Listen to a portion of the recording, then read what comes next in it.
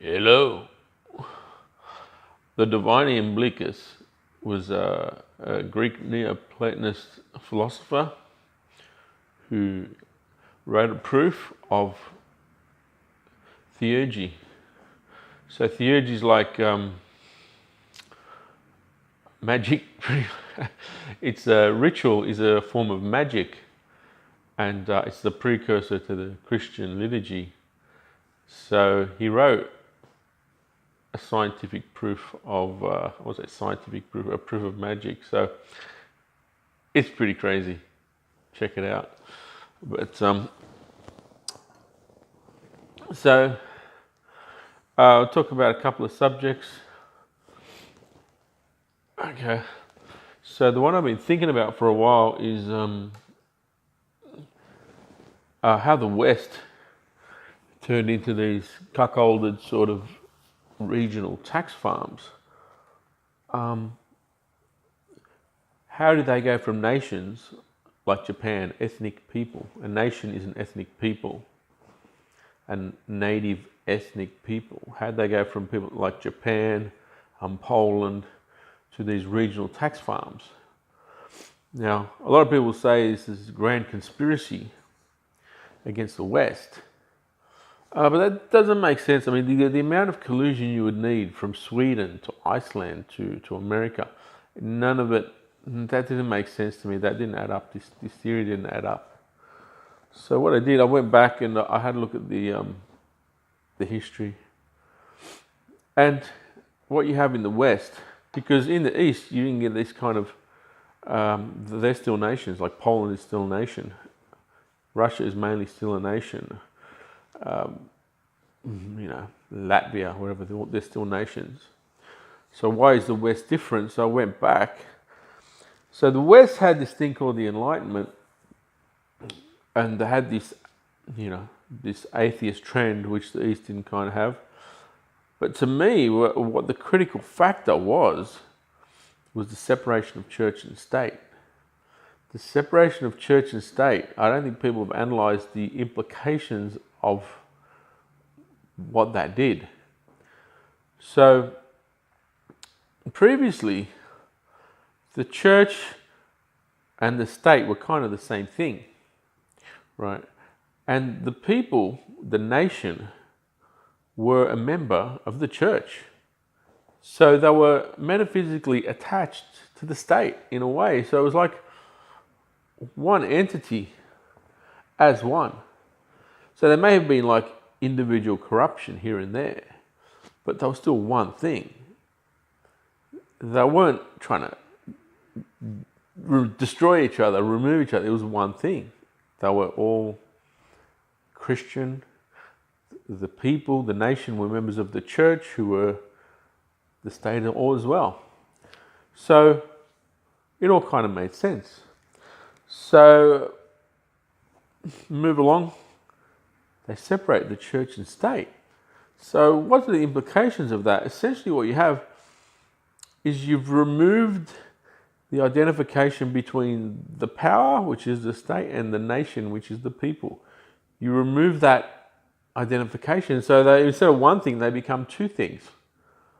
And these two things, the nation, the ethnic people, and the state, are now at war.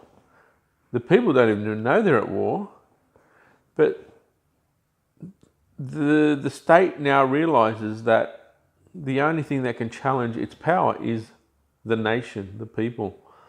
And what you see exactly that thing in the West, because they bring in as many foreigners as they can, because the state knows that the only thing that can challenge its power is the nation, if the nation rises, because they're the majority still.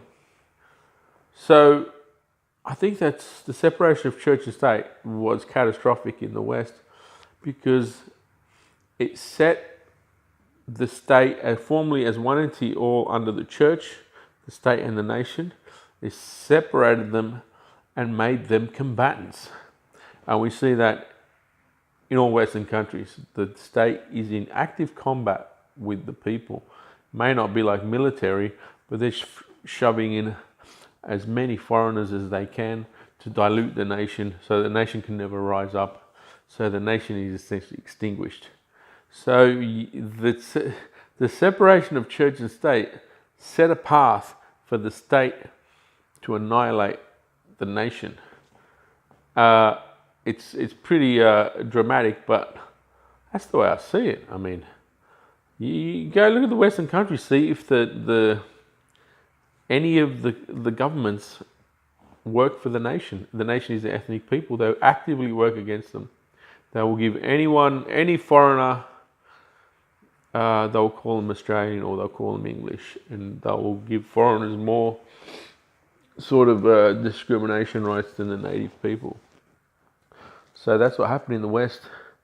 They went from nations to multicultural tax farms who have no identity whatsoever except they are regional tax farms. And that's why if you go to Toronto, Sydney, New York, any of these multicultural cities, they're exactly the same, because you remove all kind of personality when you just remove the nation. So that's that. The other thing I want to discuss is the Judean. Everyone wants to discuss the Judean. Now, the Judeans definitely played their part in this, but unless the conditions were set, the Judean can't do anything, right? So can the Judean infiltrate Russia?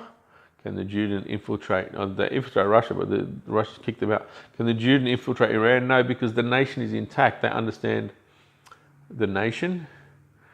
Then the Judean can't really do anything. You know, the Judean can only attack a body which is already, its immune system's against it, right? So if the church and state were never separate, they would know, all right, that's a Judean, he's not going to be part of the power structure.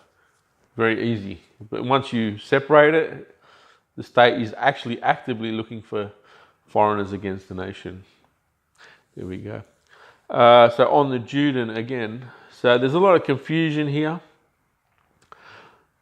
So this whole thing about Jesus being a Jew, now this confused me.